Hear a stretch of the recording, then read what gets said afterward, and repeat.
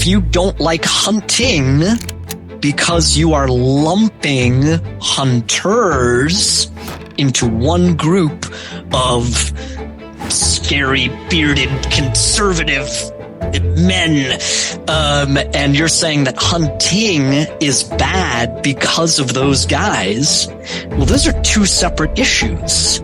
You are welcome to hate any hunter you want to hate. Be my guest. But don't think that that means hunting is bad, or that it doesn't work, or that it's not sustainable. It's so refreshing to see someone who's nerded out about the North American model, because it's very hard to find, because really, to the average person, it's not that interesting and it's hard to make it exciting. To the average person, they've never heard of it. Like, it's such a, you always have to start from square one. Yeah. So I know how I fell into the North American model. It was very convoluted. I didn't know what it was. And I started hunting, in my late 20s.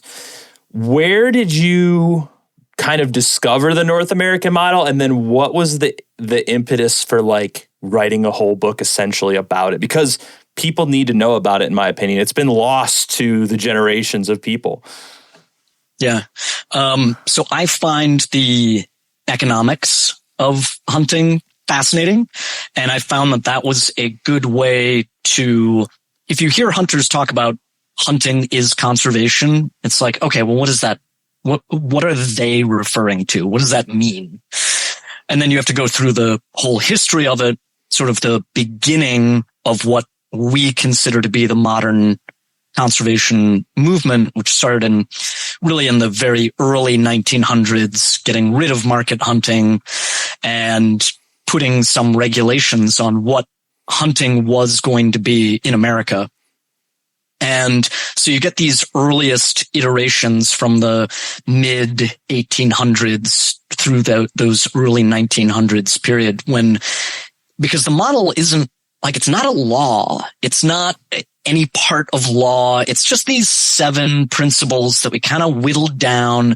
We said, okay, well, we should do this, not that. And all right, market hunting. Okay, well, largely it's bad in this way, but you know what? We're still going to find it useful for fur bearers or invasive species, and we can use it as a tool for management. So in this way, market hunting's bad, but in this other way, it's great. And so all of it, they're not fully set hardline principles, but they are guidelines that they're scientifically functional. We can be agile about them because they're not written down as this hard and fast rule, that they are guided by fish and wildlife professionals, being biologists and ecologists. And that the way fish and wildlife, both state and nationally, are able to be so agile, keeping those rules like seasons or bag limits, having them be annually changeable, keeping that agility, has been so successful. And you can see that success in population rates season by season. Is this working? Is this not working? Oh, did we have a really bad flood year in this area? Are there more small predators in this area? And we're seeing a change in turkey population, and just how that can all be monitored. The system works, and we have so much data year by year to be able to follow that and see what does work and what doesn't. And I feel like I went on a tangent already. I don't know if that answered your question, but like, the agility is a huge part of it. And me being interested in, is hunting conservation? What does that mean? Where does that come from? Because when I set out to look more closely at hunting, I didn't really have an agenda at that moment. I knew when I grew up, when I was a kid, I didn't like hunting. I thought it was, whatever anyone off the street might think, it's cruel or mean, or why do we still do it, or whatever. And then I would hear about what was successful and these earliest historical iterations of how modern day hunting was regulated in America. And so I just wanted to really look into that as opposed to just keeping my kind of childhood feelings about it. And when you look into it, all the data's there, all the history's there. It's so easily discoverable. It's not a trick. It's just, there's so much data and history to back up what we have now and how it works that you fall into it really hard. And sort of the story that you have, the story that other late in life hunters have, who specifically, unlike someone who was born into a hunting family and almost takes it for granted because it's just a part of their lifestyle. People who come to it later, they are really searching. They really want to look into it. And so they become total nerds about it. And you end up falling into this sort of fascination, and you want to shout it from the mountaintops because it's so cool and you didn't realize it. And then you do, and you're like, oh my God, do you know about this? So that's the long answer to how I got involved and why it fascinates me so much. Oh, you're not going to hurt my feelings. I literally talked to maybe one or two other people about this, and everybody else is like, dude, I literally could care less. I'll be in public. I'm like, have you heard that? Then people are like, I do not care. And I'm like, dang it. I guess people don't talk about this. One of the things that, going down this rabbit hole, I heard a fact the other day. I guess you want to call it a fact.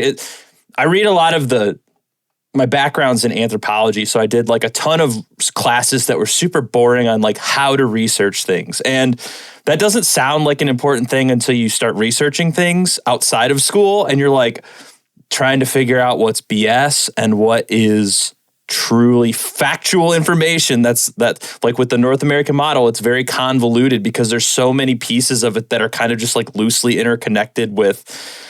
Even the history is fascinating because random clumps of rich old guys were like, we want to save this, basically is how it boiled down. And I heard in one of the textbooks I was reading, it's about wildlife management in North America, which is an enthralling thing in and of itself. It's very complicated. It's not just as easy as like this guy that's a wildlife manager where I live in Ohio is like, yeah, we're going to add another deer to how many you're allowed to keep this year because we felt like it. It's like, I'm reading equations. I'm like, I don't know what this means. What is lambda? I have no idea. I barely passed math in college, okay? So I read something in that book that said, and I guess I'll step back, there's this non-hunter, anti-hunter ideology that's just like animals will take care of themselves, which is a tough thing to relate to people because they take out the part that humans exist on the planet and we don't just let things run wild and do whatever they want. It's just like an inherent human nature to not only hunt, but like overhunt and kill and shoot stuff because it's like we've been doing it for 200,000 plus years or something. It's just like ingrained in our DNA, in my opinion, at this point. You can't just let animals run wild, and we run into all this stuff like the predator stuff, which people they refuse to wrap their head around or think about, like with wolves and things. And I'm so glad you touched on these topics in your book. But the fact that I've been trying to get out about 5 minutes here is if the funding for hunting stopped, just state licenses alone, like say they outlawed hunting immediately, just they're like, no more hunting. The loss of wildlife that would occur just from there not being people like law enforcement officers, conservation officers to focus on maintaining those hunting laws, the amount of wildlife that would be lost from just that one thing would be just exponential, not to take into the factor land management, wildlife management, the funding that goes into all that stuff. It's mind-blowing. So can you maybe talk about your thoughts on this myth that animals just kind of will be able to do what they do naturally in this day and age? We're talking about, and this is the thing I like to do with the North American model, is we're talking about the reality of the situation, not this utopian world where like Bambi gets along with the wolf and people don't hunt and we all just eat Soylent Green or whatever it is, whatever that stuff's called. And it's not how things work. I'm all about the reality of it, and the funding is something people don't take into account. So what are your thoughts on that whole like myth of animals are just cute and they'll take care of themselves and nothing will happen and everything will go back to the way it was? Right. Yeah, man, I wouldn't it be nice if that was, if that was what was up? So yes, I touch on this in my book. I always bring it up in my lectures that why do we have to manage wildlife? Won't wildlife just take care of itself? Well, in a perfect humanless planet, yeah, it would. The problem is that humans remove habitat from wildlife to make room for their own species, more humans. Mm-hmm. And we no longer live in the same types of ecosystems that other animals continue to live in. Now, if we wanted to start over, get rid of every building and system on Earth and just go back to living in like little wood shacks that we build and have a barter system and live off the land, yeah, then we can do that. Like, but that would be a lot of work. And I don't think people want to do it. So if you look at areas where, if you look at like the interior of Alaska, those landscapes are going to require a lot less management than suburban areas, sort of these edge habitats between what we call, quote unquote, the natural world and the people world. And it is that fact that humans exist that requires the management, because you just can't shrink wildlife habitat so much and expect it to function in the same way. It really is like taking this perfect, beautiful watch and just cracking the back of it open and just, just take out one, maybe two cogs, like not that many, just take out one or two cogs. Surely that Swiss watch will work exactly the same. No, it won't. You cannot remove pieces and expect the system to work the same way. So that's what humans don't realize they are doing when they shrink landscapes. And that's what happens every time we expand our cities, expand our suburbs, expand what rural communities need, or how we organize our farming and agriculture, is actively removing habitat. And as I've rightly heard you say before, habitat loss is the number one biggest issue for any animal anywhere on planet Earth. So it's the habitat that's most important. We focus on the animals because they are the cute, fun, dynamic piece of that puzzle. An animal is way more interesting than like, here's a piece of land. It doesn't have personality in the same way to us. So, but that's the problem, is people think that, nature is over there. Mm-hmm. And it's not. We're all part of the same thing, for better or for worse. And if we don't function with that knowledge, then we continue to create that separation of us and them, nature over there, humans over here. And if we just leave it alone over there, it'll be fine. But that's not what happens. So it is sort of that reminder that we are all connected in the great circle of life. And if you're not looking at it that way, you have kind of a rose-colored glass look at what's going on in the world, and that humans have to be involved. And the more involved people are generally off, the better off wildlife is. In that if you are super connected to the animals and the habitat, you will also make it your beeswax to keep those animals and habitat connected, which is why I'm always very quick to tell people I have never, in all my years of being involved in the outdoors and outdoor industry, I have never seen people go to bat for wildlife and habitat the way I see hunters go to bat. It's a lot of keyboard conservation from the other side, or a side that's not actively involved. But when you are truly involved, like boots on the ground involved, having an active stake in wildlife and habitat, you will also go to bat for them in a very real, both funding and physical way. You will be out there picking up trash. You will be out there taking down barbed wire fences. You will be interested in working with your local fish and wildlife on bird. I was asked for this upcoming waterfowl season, would I keep a wing of any waterfowl I shoot to send in for scientific testing? Will you be a part of the citizen science that goes into wildlife management and conservation, because they know hunters are already in the field taking part? Again, another tangent on what should be a shorter answer, but yeah, there you have it. I'm all about the long answers, and I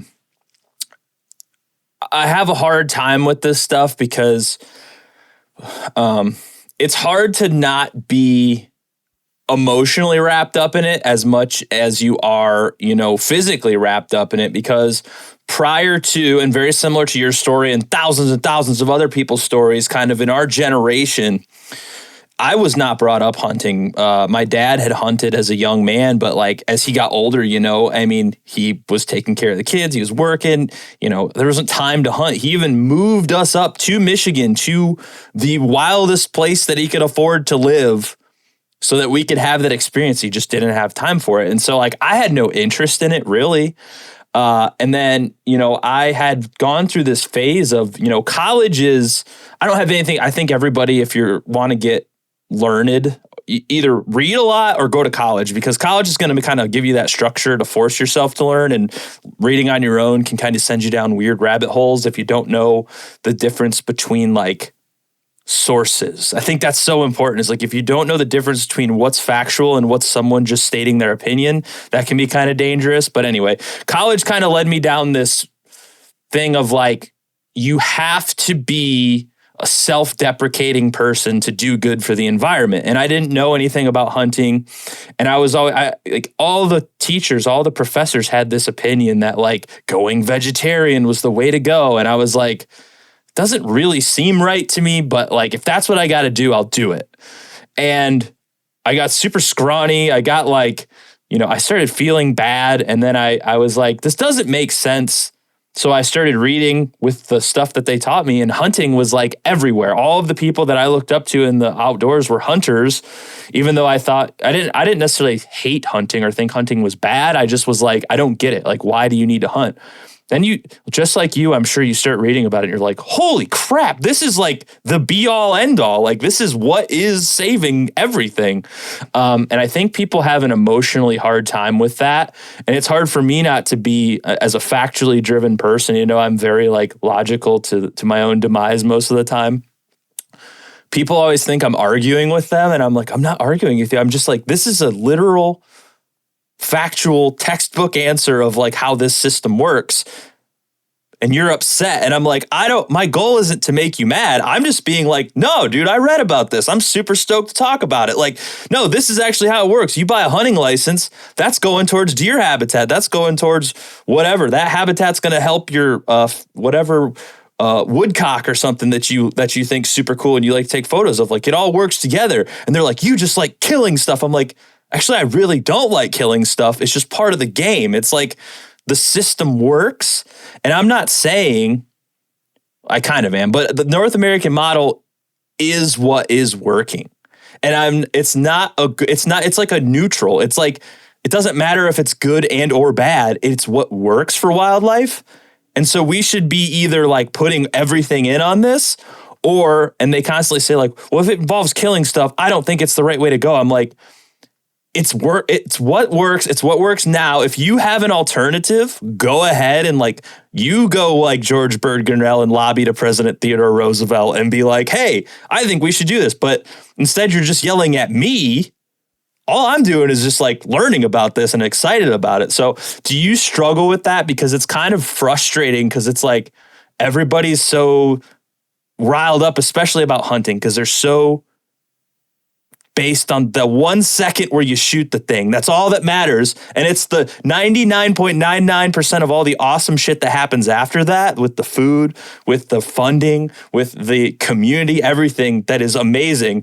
I hate shooting the deer. I hate that part. That's my least favorite part of the whole thing, but it's the necessity. So how do you deal with that? Because I'm sure you're in public a lot more than I am. I'm just some idiot on the internet, but like, you're in the public talking to people. I'm sure you get confronted every once in a while with these kind of questions or angry people. So, you'd be surprised. The lectures that I give, I really make it a point to make them sort of fun and accessible, and to address every single one of those concerns, because they were the exact concerns that I had before I started learning about this stuff. And when it comes to the emotion of it, I also try to convey that I got into the work I do because I love animals and because of that emotional connection to them.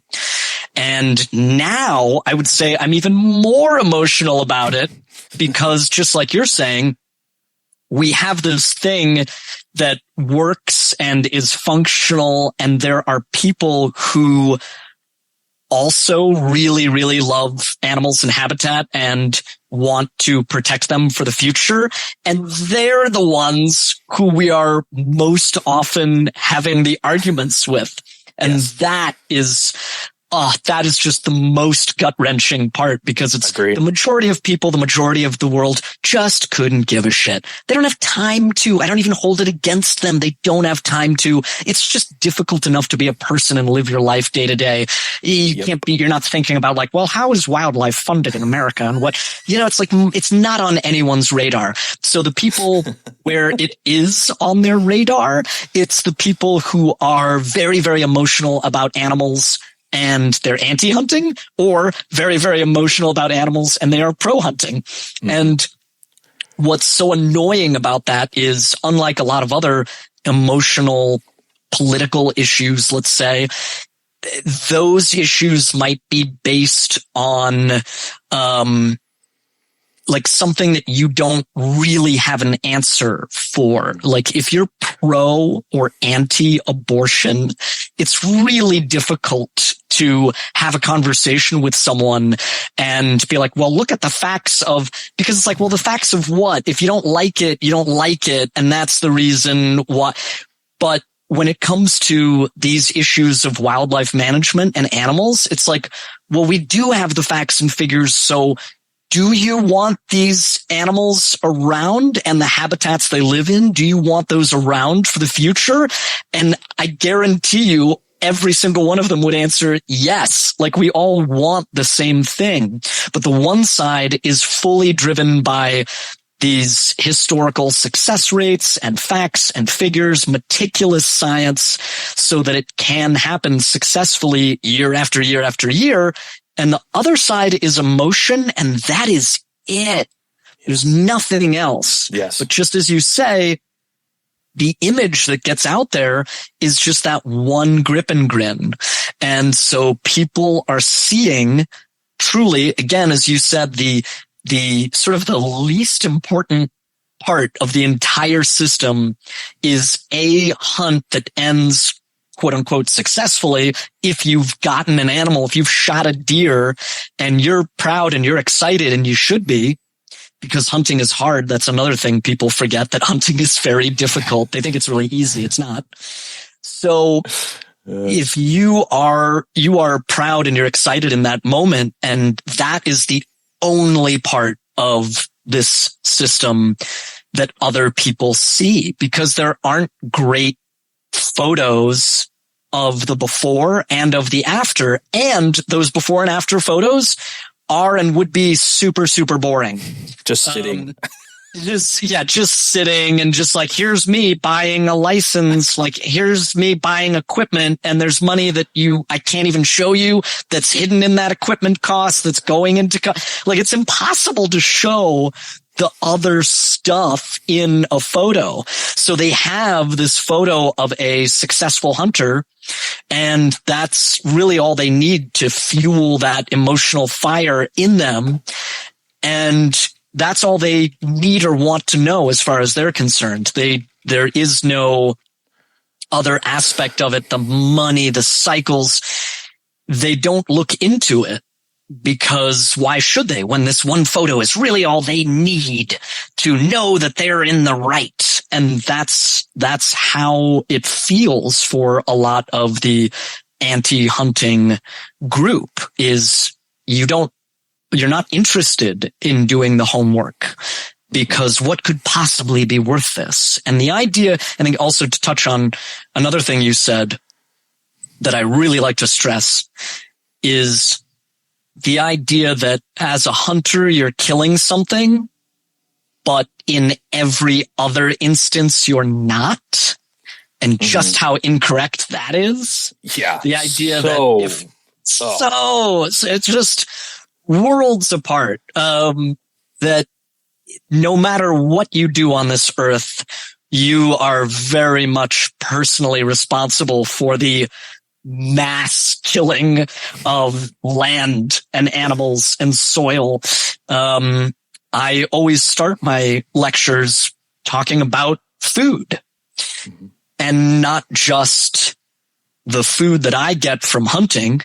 I am not a good enough hunter or an active enough hunter that I can keep my freezer full season after season. So the food that you eat, no matter what it is, comes at a cost. So what is the food that you can eat with the least amount of cost and the most amount of benefit? And I will take people through that. Like, okay, well, here's what a quote unquote plant-based diet looks like. And it's these just endless fields of monocropping that just absolutely kills, like truly kills the soil. Soil should be alive, should be rich and alive. It should be a natural carbon sink.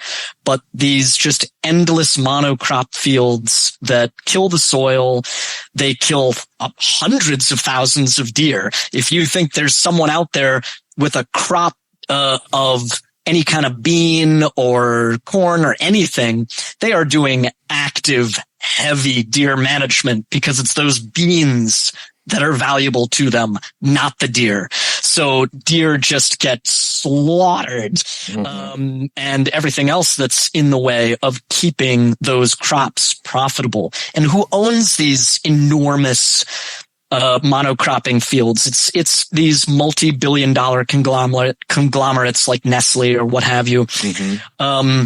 These are not friends of nature. So I started thinking about, well, what is the food, period, not just meat, not just vegetables, just food. What is the food that I am eating, and where does it come from?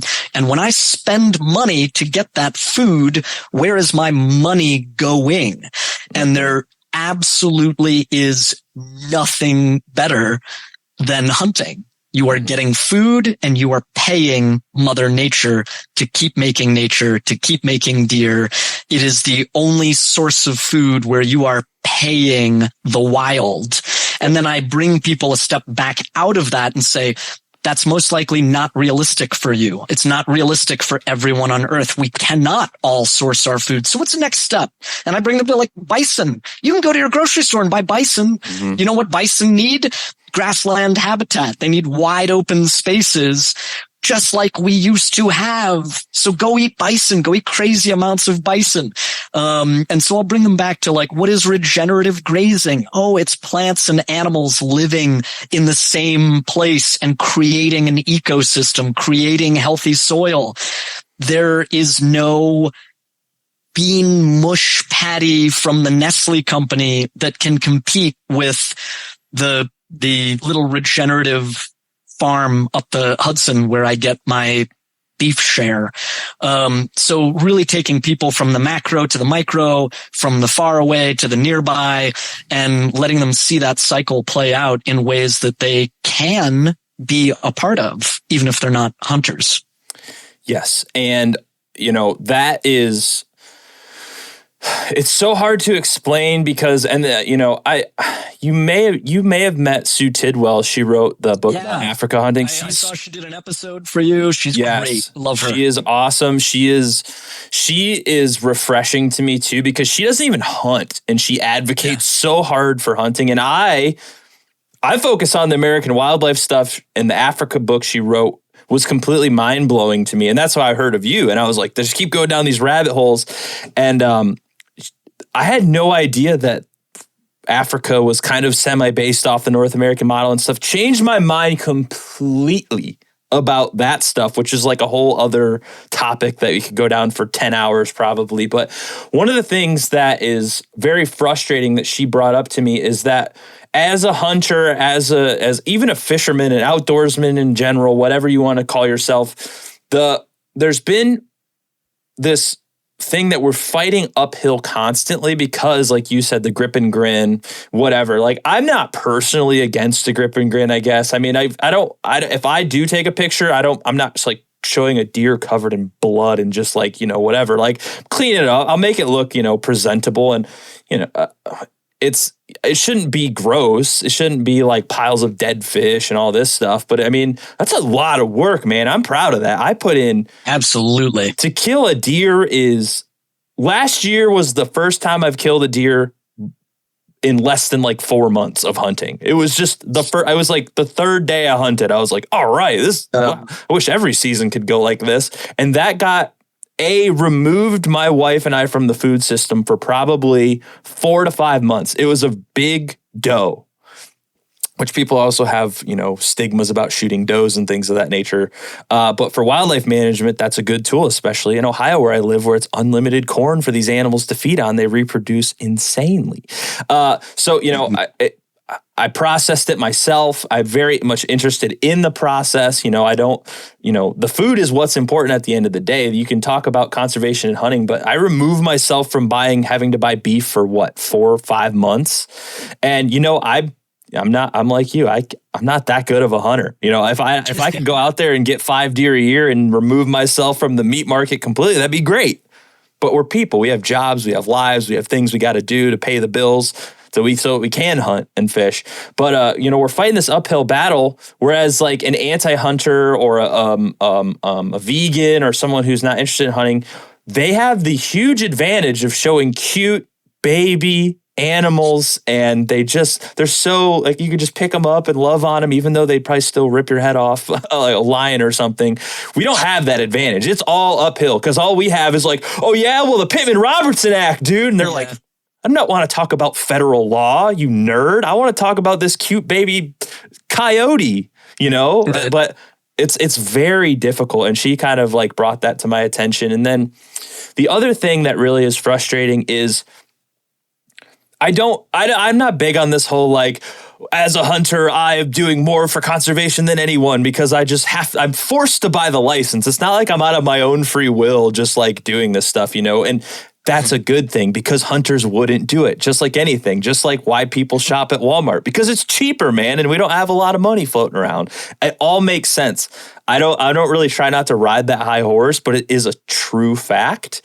And the part that's frustrating is conservationists in the hunting side of things have had conversations at federal levels like, yo, what about mountain bikes and backpacks and binoculars? Let's start taxing this stuff. Everyone wins, dude. Wildlife wins, land wins. And then everybody's like, yeah, this sounds great. And they're 100% all across the board, gets voted down every single time. There's 2 instances in the last 30 years where like Recovering America's Wildlife Act got voted down unanimously. All the companies were like, we're not paying extra taxes. Screw you guys. So it's like either leave us alone and let us like do this wildlife stuff on our level. It's working. We're conserving wildlife, even if it's passively, it's working. Or put your money where your mouth is and shut up. Like, you don't get it both ways. And that's what frustrates me so much. And that's what scares me so much about people don't realize that there's these big, I don't want to sound like apocalyptic, but they're like, for every hunter that's advocating, there's an anti-hunting group that's advocating, and they appeal to public opinion so much better than we do because we're all out here looking like me, like a caveman who's like, and they have these like cute vegan people that are like, look so innocent and nice, and they're generally some of the meanest people I've ever met in my life to just try and have a normal conversation and with. Ill-informed, and they're getting places like, if you look at Colorado and even Michigan now, which is right on the border here, it terrifies me because it's like these little things that are happening with this like public voting on wildlife. I'm like, this is not going to end well. I don't think we're like on the verge of hunting collapse or anything, but like, it's not good. It's not good. So what do you think about that stuff? I don't mean to like get all doom and gloom, but it freaks me out, man. It keeps me up at night. It is scary. And it is that it has become a political issue rather than a scientific one. And we see that in a lot of places today, and it is very scary. And it is very nerve-wracking because, just like you're saying, people have that photograph that they can show off, or those emotional heartstrings that they can pull at. And if you do that correctly, who needs science or facts or reality or figures? Going back to Sue, Sue is great. The model, the way the model works outside of America it's basically just these similar economic principles of, if it pays, it stays. And if you can make wildlife truly valuable in a way that competes with other valuable industry, then it actually has a shot at competing and fighting off those other industries. Because in America, we're lucky to have these public lands, and we're lucky to have our local and national fish and wildlife systems. And the way, for the most part, they have been based off of the scientific research done by biologists and ecologists.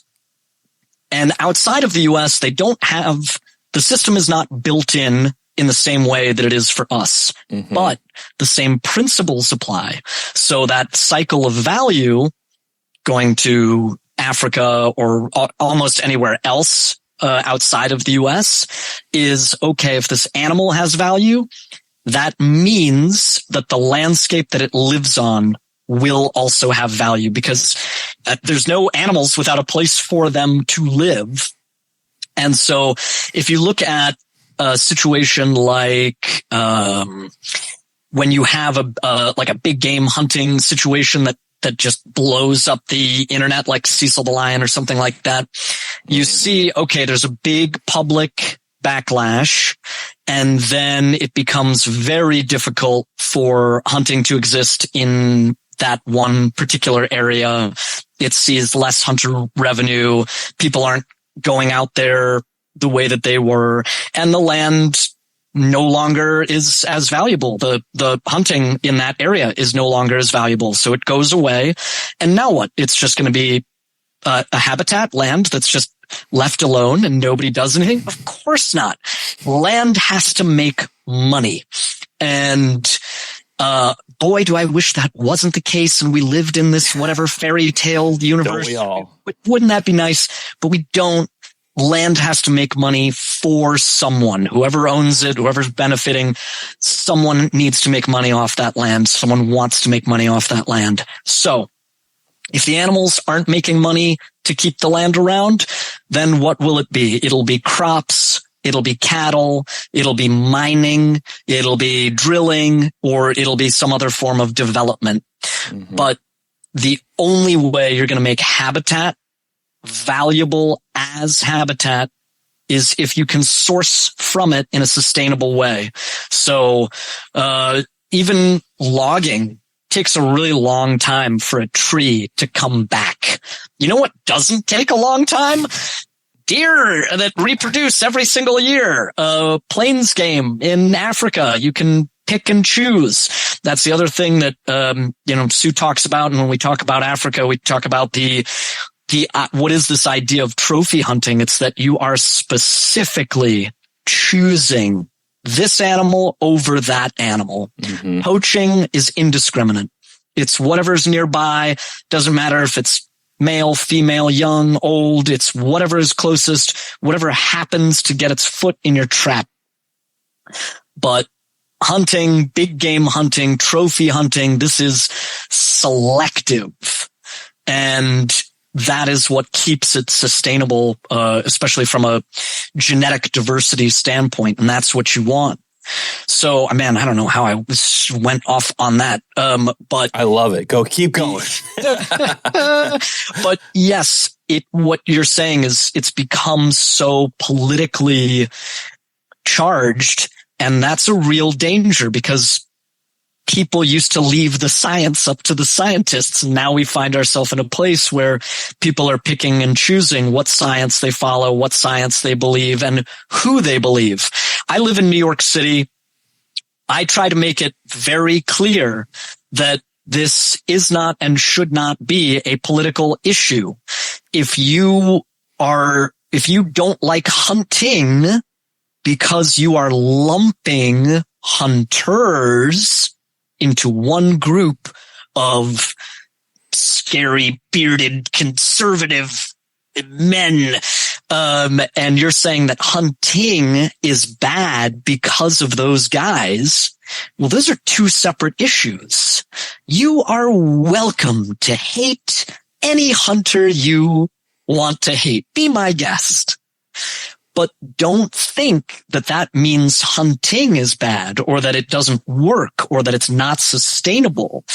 What I like to say that really blows people's minds in New York City or with more liberal crowds is like, psst, hunting is the most like socialist program we have in America. Don't tell anyone. It just makes people lose their minds. I'm like, here's a group of people. Here's a group of people who desperately want to pay particular taxes. They're like, no, we invented the taxes and we want to keep paying them. And there was a guy some years ago who wanted to get rid of Pittman Robertson and we tore him a new one.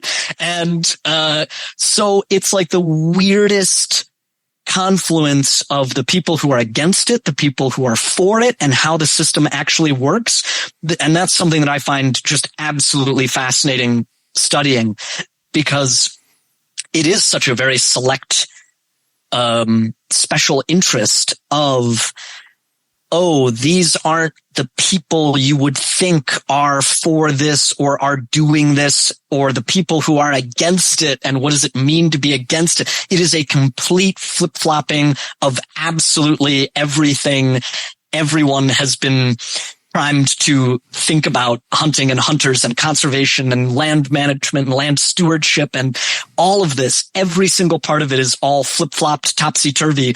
And the thing is, people just don't realize it. And you can show it to them, and they kind of get it. I'm very lucky. You asked about, the people who I like have to deal with, and I'm generally very lucky.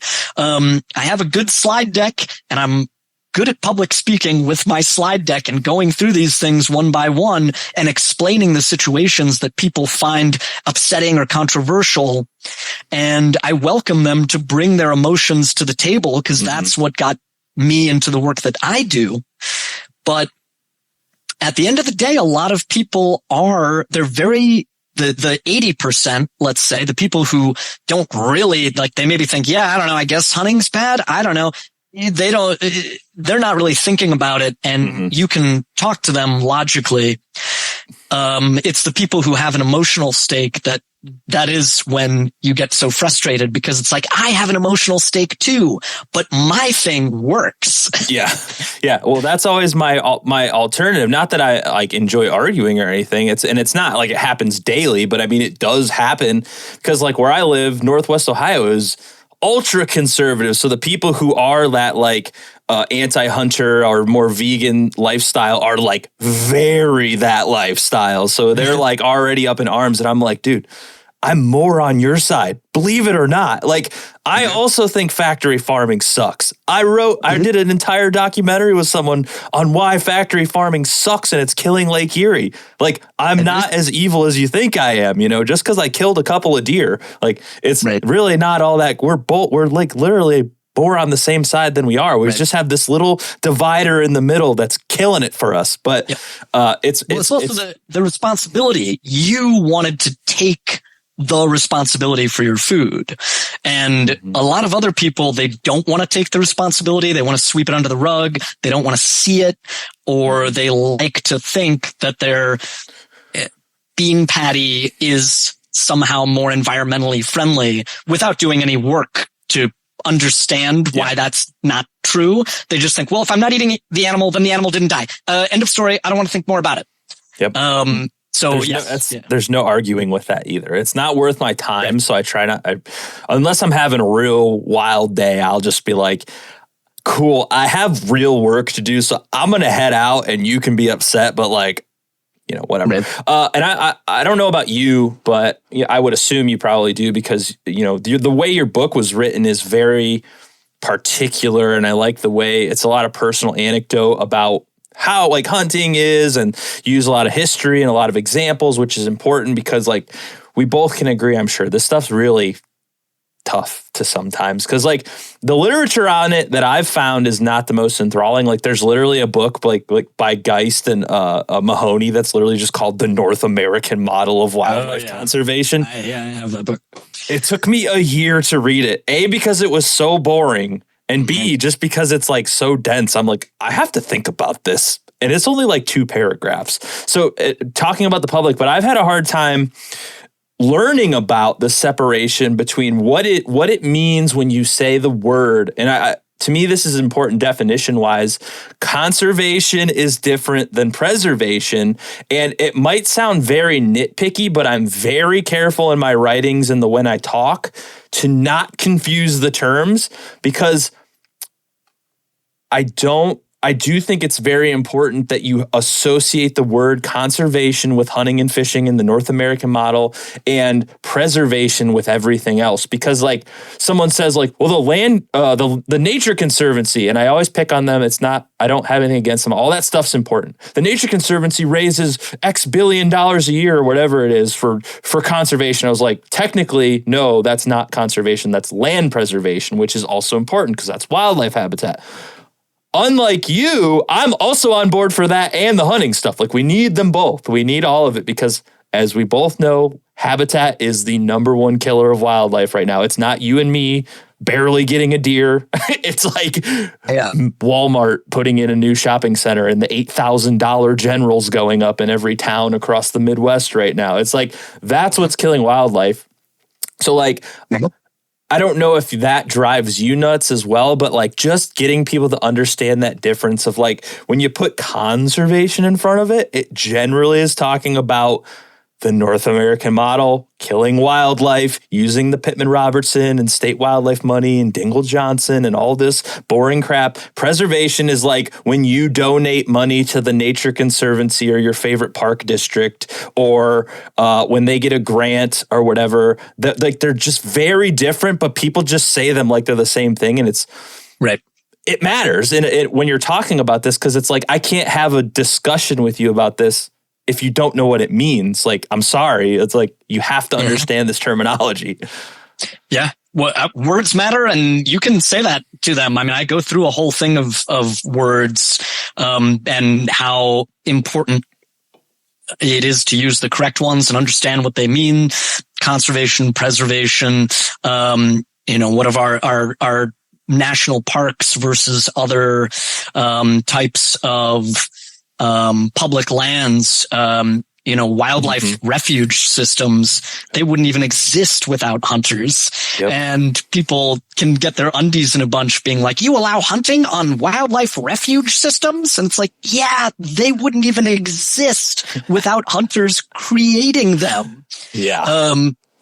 And without the funding, and so understanding where all that comes from, the end of market hunting, the beginning of structured wildlife management use so that we can maintain a connection to wildlands and wild places. The Nature Conservancy, they have people on the inside that see both, and it's highly contentious within the group. I mean, I know, out here on the East Coast, I'm a part of a couple groups that host beginner hunting weekends and lessons on Nature Conservancy land. And they let us hunt there, and they've been incredible stewards, but it can be tough for them to get the okay from the higher ups to implement those types of programming. The Wildlife Federation, American Wildlife Federation. I can't keep them all straight, but like there's a lot. These groups that, I know, that were also started by groups that said, hey, we need to have not just hunters doing all the work, but let's connect hunters and bird watchers and hikers and all manner of people who enjoy the outdoors and put them all together. And that's gotten harder and harder to do. There was a time where you didn't really see any difference between a bird watcher and a hunter, or people who enjoyed and utilized the land in different ways, because it was this sort of symbiotic relationship of we all want the land to be around. And like you were saying, with funding dollars and sort of a backpacker tax, man, yeah, that drives me wild. And I love to point that out each and every time. Like, yeah, there's a reason it just fails every time. People don't want to put up the money. And that can also be equally terrifying on the other side, when people want to remove hunting and those hunting related funding structures without having any other way to bring that money back into the system. I think what the issue with it was either spring bear seasons in the state of Washington, and that you're basically looking at about $5 million from a particular season's set of tags and a less than 2% success rate for bear. So you're looking at less than 2% success rate, but literal millions of dollars in conservation funding. And the groups that want to get rid of it, it's like, well, how about this? How about you raise $5 million annually to come up with that $5 million that you're planning on cutting from conservation structure. And after you do that, after you start raising those $5 million every single year, well, then why don't you think about the $10 million that would be the hunter's $5 million and your non-hunting $5 million? That makes $10 million. And wouldn't that be something to funnel into Washington state conservation funding? Don't you see how we are more successful together? But they just want to take away a thing that they don't like. They're not interested in paying for it themselves. They don't realize that someone needs to pay for it, that wildlife and habitat today only exist if someone is paying. And we can talk about what a sad, late stage capitalism, or whatever. We can talk all about that. But end of the day, I don't give a shit. The money needs to be there. So it's got to come from someplace. If you think you can raise it annually, show me the money. Hell yeah. That's what I like to hear. As one of my favorite Willie Nelson songs, he says, if you got the money, honey, I got the time. And I love that for wildlife conservation. That should be the motto. Like, unless you're, and that's another uphill battle. Nobody wants to talk about economics. It's boring. Nobody wants to hear about it. And it's like, make it exciting. I know you do. You are one of the few people. Because if I tried to write a book about economics, it'd be like George Bird Grinnell in 1893. I would be like, I don't care about that. It's you have a way of putting it in a personable manner that makes it exciting to the average public. Because I mean, the stuff I dig through is just history, and why this stuff's important. And it is important to an extent to understand it. Not everybody needs to have the North American model nailed down to heart like they memorized the Pledge of Allegiance. I think a lot of hunting culture is doing a disservice by not talking about it more. And I was at a conservation conference in the summer, or I guess late spring, and we were talking about this with, state wildlife people. We were talking about this with podcasters and video makers, influencers. And I'm like, I'm not asking you to make your hunting film that generates 220,000 views per video a North American model PSA. All I'm saying is like, dog, we killed this deer, all that money goes to conservation. Like, just throw it in there so the general public gets a little idea of it. And like, maybe after you're done peddling your new high-tech deer piss spray or whatever, just say something about like, the hunting dollars we spent to be able to buy this tag in 50 states we've hunted all goes towards wildlife conservation. That's it. You don't have to make a 40-minute episode. And like, I'm not calling people out and saying, everybody, like, it just should be a little bit more out there, because the public needs to understand that it's not, this money doesn't come from nowhere. And like, the frustrating part is like, they want, like you said, they want to take it away. Anti-hunters want to take it away with no resource. But also when they do shit like ban the spring bear hunting season, the bears don't go anywhere. And then when they get out of control, it's your taxpayer dollars that have to go to shoot the bears anyways. It's not 100%. And like, it's not this like be all end all. It's done with hunting. Everything gets to live their happy horseshit life. It's literally like, no, now you have to hire either a private trapper or private hunter, or the state game agency has to put more resources into literally going out shooting the animal, and then it just is dead. There's nobody's eating it. They might donate some of it. I know our park district here, so the deer populations are so high here that they opened up a hunter season for hunters. It's a lottery system. Every year I put in my name in a hat, and I have to qualify. I have to archery qualify, so you already have to not be a guy that just went to Cabela's and bought a bow and not know what you're doing. You have to qualify. You have to hit a 3-inch or a 9-inch target at 20 yards. Then you can pay to register to get into the lottery. And I haven't gotten it for 3 years almost. So like, then the hunters are barely successful, and they still have to do a cull. They're just going out there and shooting deer at night with scopes and thermals, but they don't want to talk about that to the public because it doesn't look good. But like, the wildlife's still getting killed whether we're hunting or not. The hunters are just, the genius of the North American model is that we are the management tool, and we also have to pay for it. So they're making money. Work. Yep. We're doing the work and paying the government for us to do the work. Like, how much smarter could a thing be, even if it was all accidental? So there's no argument. It's like having someone else pay you to paint your garage. Like, it's incredible. Yes. And people, they want to take that away so that the public has to pay for it.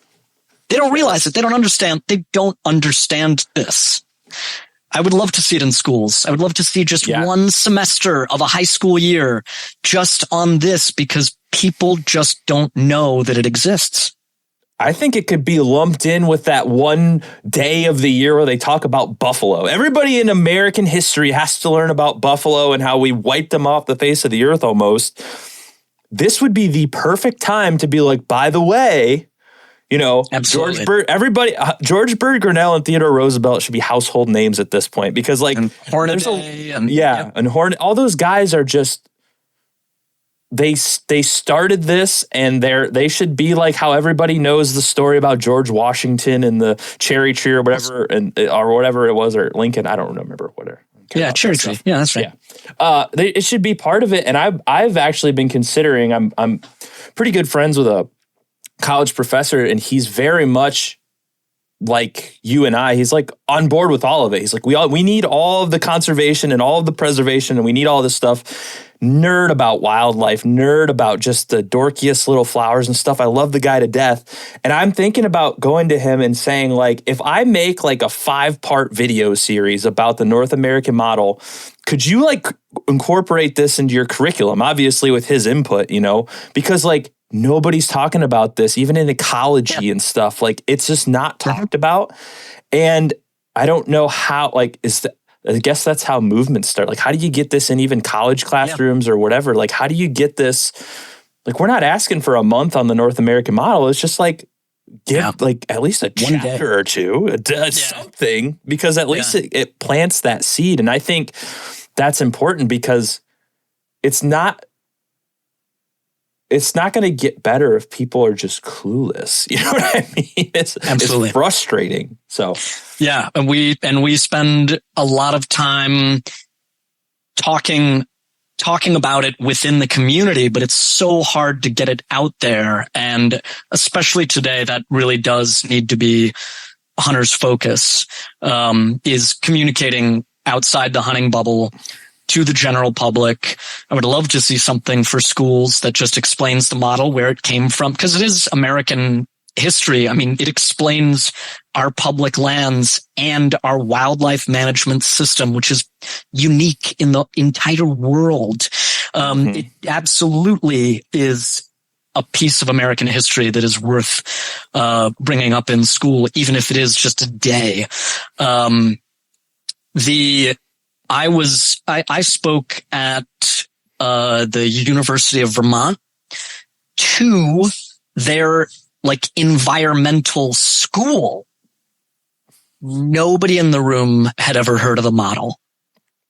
This was university level, kids specifically focused on the environment, and no one had heard of the model. And I wasn't that surprised. I was hurt with how unsurprised I was. Yeah. But it is this weird thing of all the hunters can talk so easily about the model and the history and the who's who and all of that, because they are currently a part of that system. And then you have people who don't interact with the system at all, or at least they don't think they do, because there's nothing required of them if they just go hiking up a public trail or go mountain biking. There's nothing required of them to know any part of that history. So they don't interact with it and they don't learn it, because why would they? It doesn't interact with them. Nothing is required of them. I love talking about how much more detrimental skiing and mountain biking is to the environment and animals than hunting. And it kind of blows people's mind because they've never thought of it. They've never had to think of it. If you go elk hunting and I talk about an elk hunt I did one time in Colorado a few years ago. I was unsuccessful. I had a cow elk tag. I was with a guide, and I break down all the numbers. Here's the like $622 I spent on licenses and tags. That's $622 that I spent to the state of Colorado, their conservation programming. I don't see anything out of that. I didn't get an elk. That's just money straight into their pockets that I was happy to pay them. And, that's the smallest amount of money that I spent in that whole endeavor, and didn't get an elk and the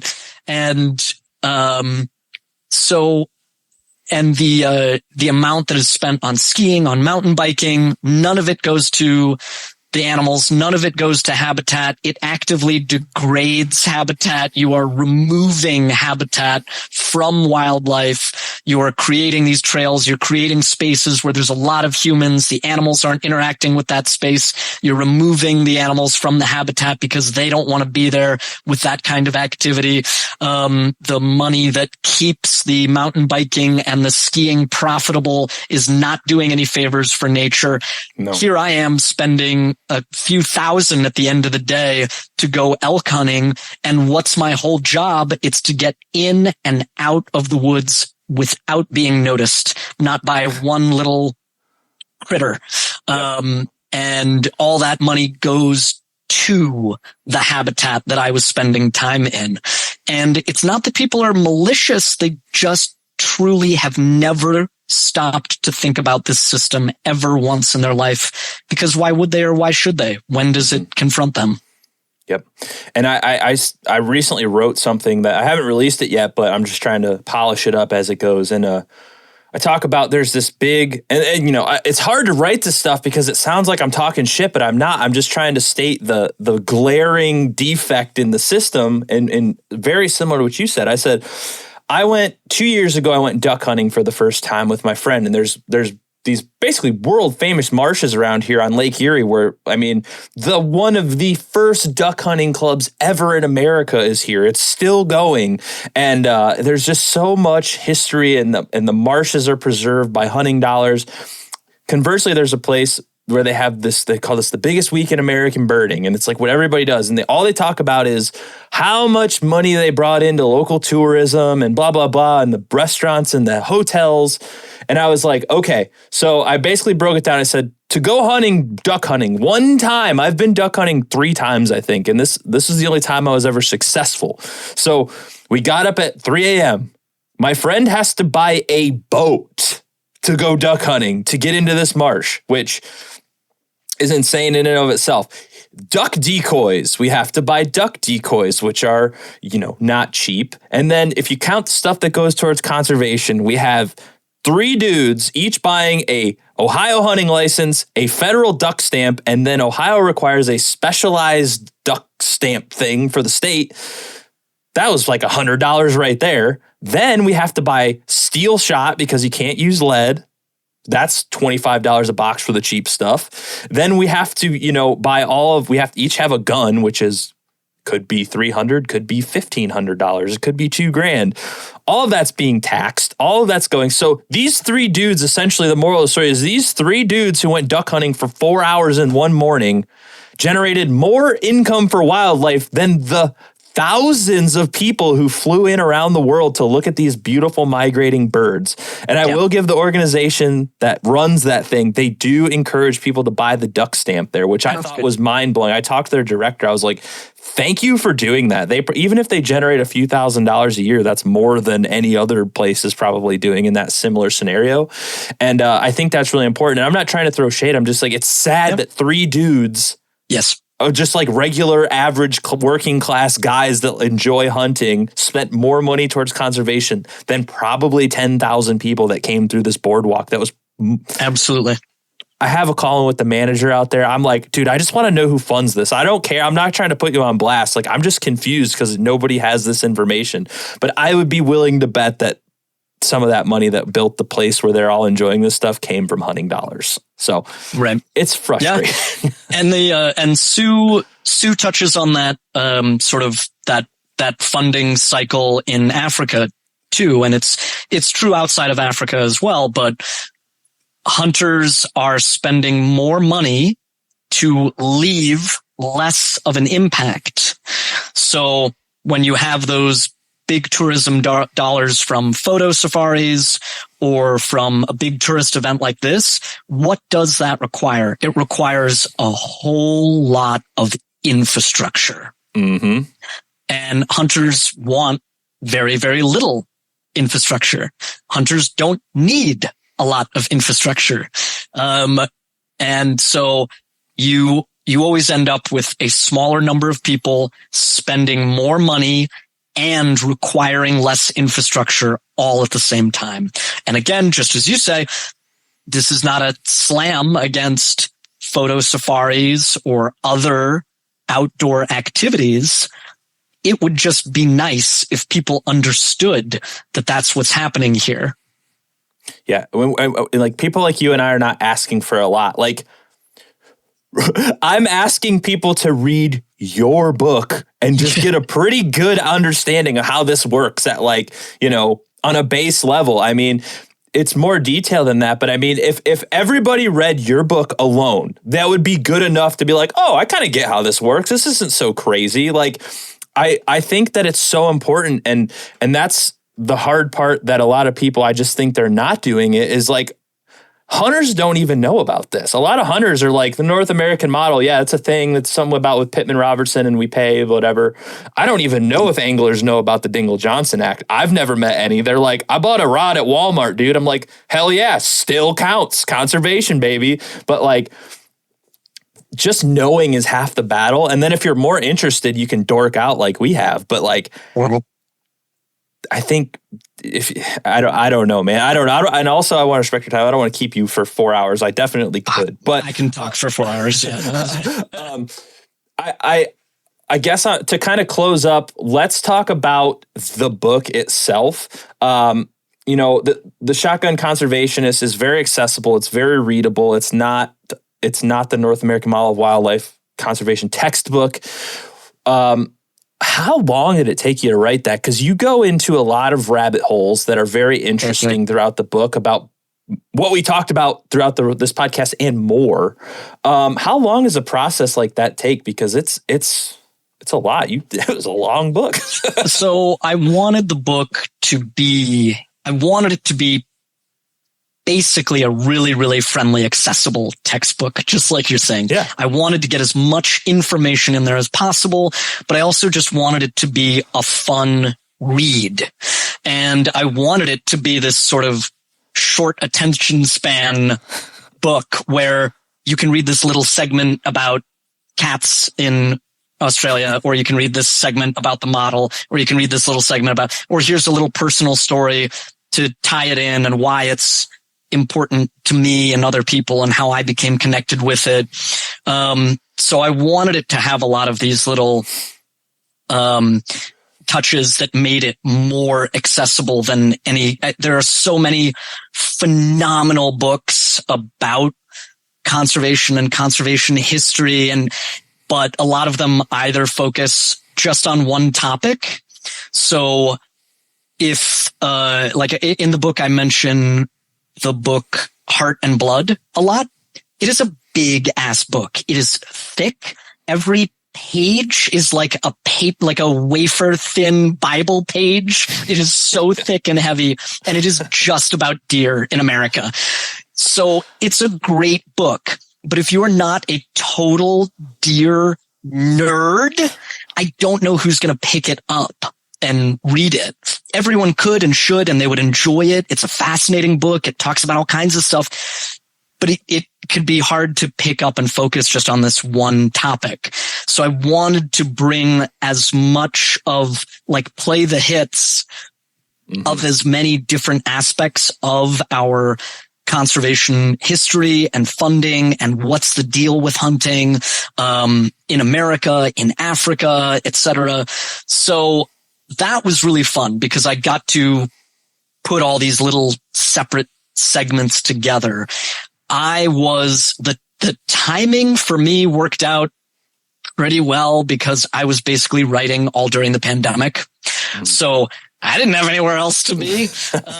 So I don't know if I would be writing as quickly if I didn't have, a deadline breathing down my neck and just nothing else to distract me. But it was, and what's been really difficult is post-writing it, just trying to get it out places. Bookstores have a huge amount of power over new authors. And my book has a really fun, friendly, beautiful cover.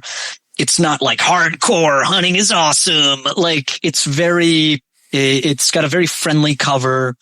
And it is meant specifically for non-hunters.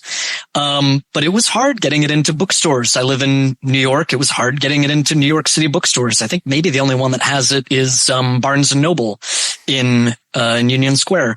And I would try to reach out to bookstores and be like, I'm local. I'll come in. I'll do a talk. We can talk about the book.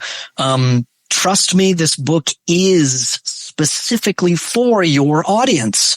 Mm-hmm. But a lot of times the people who are buying the books for the upcoming season, they either get, because it's such an ahead of time preview, because they have to place those orders way ahead of time, maybe they see the cover or they read the title or they're like, oh, this is pro hunting. No, fuck that. Go on to the next one.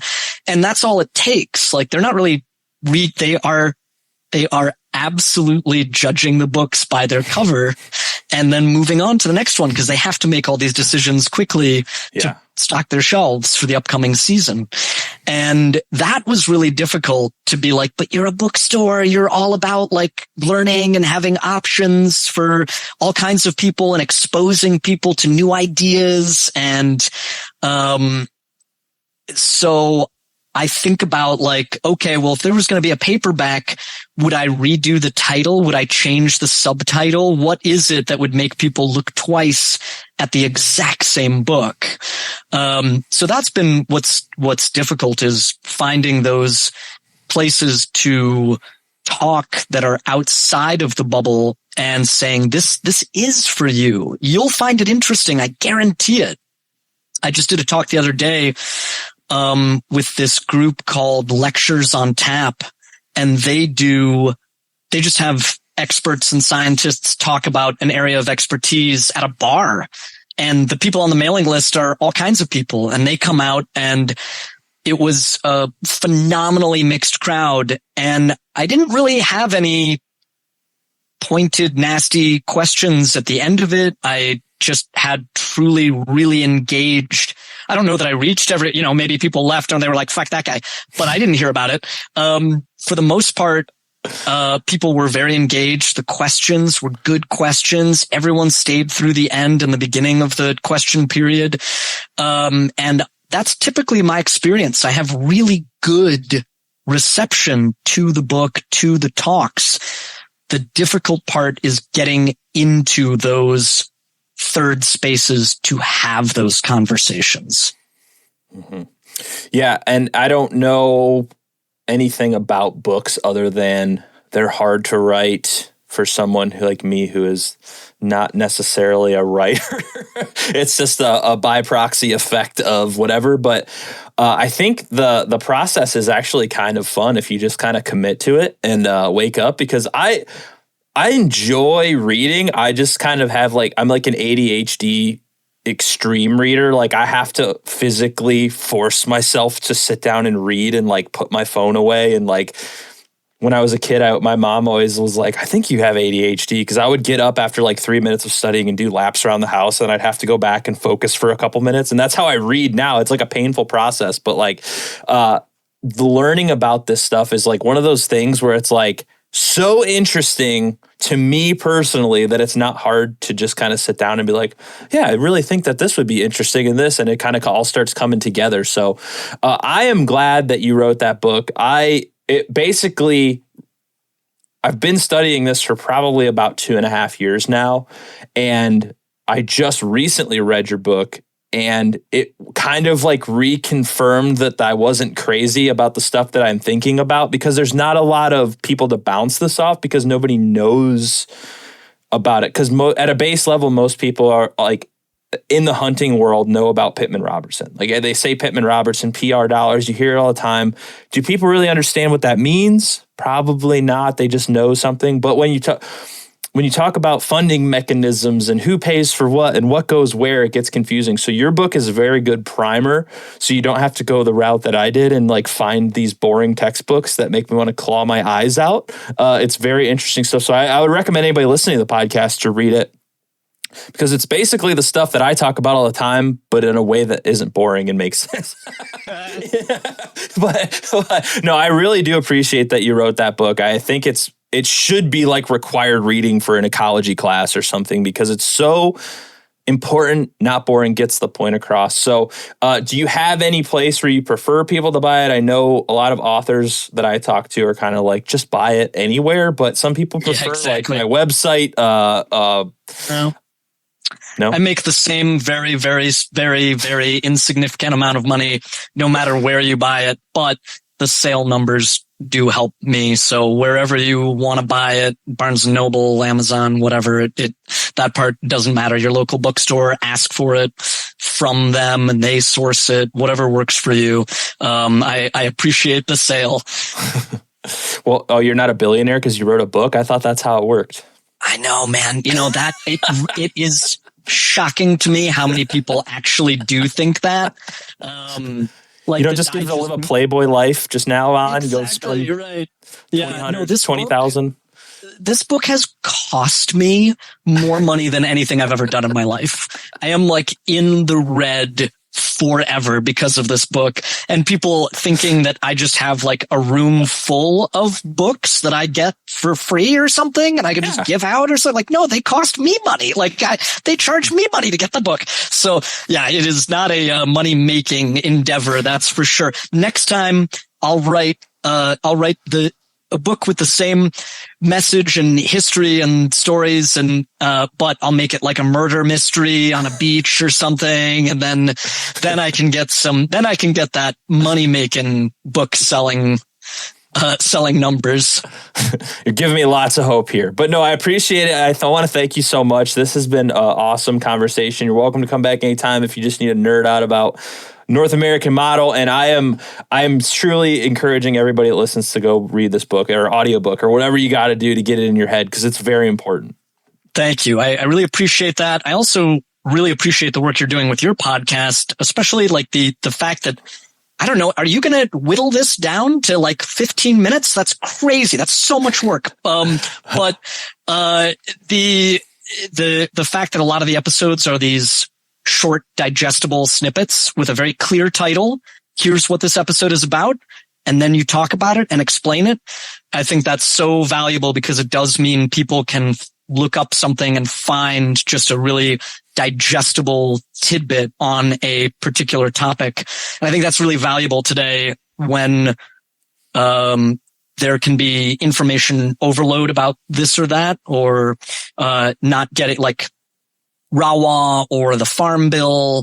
There can be either too much or more that you want to read about, but to have like a little segment that you can easily digest is incredibly valuable. So thank you for doing that.